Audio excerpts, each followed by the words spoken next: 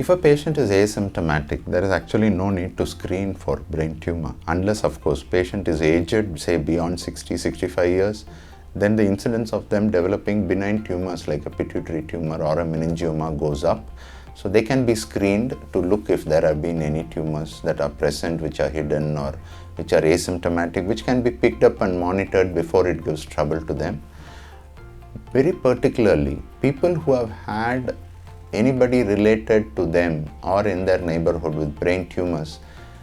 if that is present, one can undergo a checkup just to make sure that they are also not undergoing the same external influences to develop a brain tumor. So there are some tumors, as I said, could be genetic, so could be passed hereditarily from one generation to another. So in some of those tumors, the doctor itself will specifically advise you to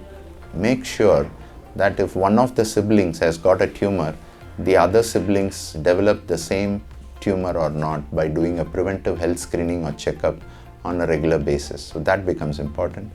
And of course, for people who have already undergone treatment and cured of a brain tumor, it's very, very essential to have mandatory preventive health checkup follow-ups as advised by the surgeon, either yearly or every alternate year, so that you don't develop the same disease again and keep the risk as low as possible.